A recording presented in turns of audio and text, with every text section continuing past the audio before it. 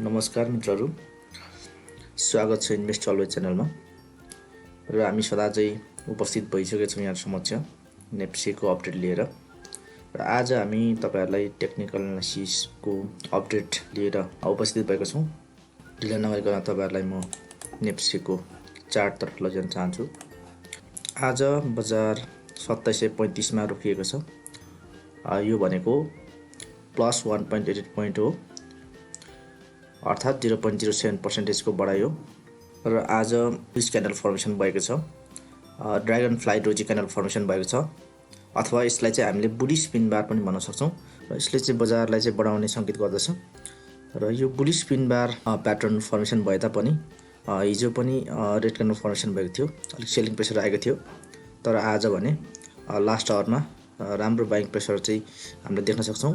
र त्यसै गरी तपाईहरुलाई म के भन्छु भने एउटा ट्रेन्ड लाइन रहेको छ है। यो ट्रेन्ड लाइनको एउटा ब्रेकआउट कुरेको छ बजारले। एउटा ओभरअलमा चाहिँ एउटा साइडवेज जस्तो देखिएको पनि छ बजार। र यो रेसिस्टेन्ट र ट्रेन्ड लाइनको रेसिस्टेन्टलाई चाहिँ ब्रेक गरेर माथि जान्छ भने बजार चाहिँ माथिसम्म जान्छ भनेर हामीले आकलन लगाउन सकिन्छ। र यसमा चाहिँ हामीले रेसिस्टेन्टको रूपमा चाहिँ हामीले यो 2780 को आसपासमा लिन सक्छौँ। र त्यसै गरी हाम्रो नेक्स्ट टार्गेट भनेको हाम्रो 2900 हुन्छ। र त्यसै गरी हाम्रो अप्पर टार्गेट भनेको 3000 को हुन्छ। र अहिले बजार भनेको यो 200 EMA भन्दा माथि नै बस्न सफल रहेको छ। बजार आज घट्न मानेन।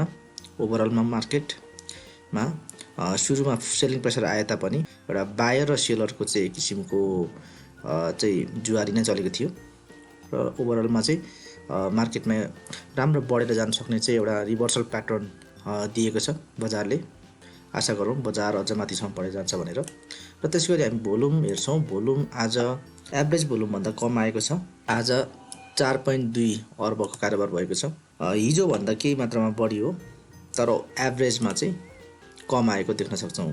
र त्यसैगरी RSI को कुरा गर्नुपर्दा RSI मा पनि 48.45 रहेको छ। RSI एउटा 50 भन्दा तल नै रहेको छ, अलिकति नन ट्रेन्डिङ जोनमै रहेको छ RSI।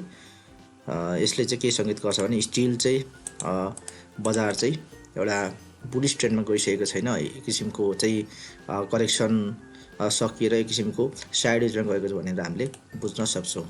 र त्यसैगरी म्याकडीमा पनि म्याकडी लाइनमा एक आपसमा चाहिँ यो डेड कस जस्तो बन्न खोजेको छ। यसमा चाहिँ अलिकति सेलरहरू पनि हाबी देखिन्छन्।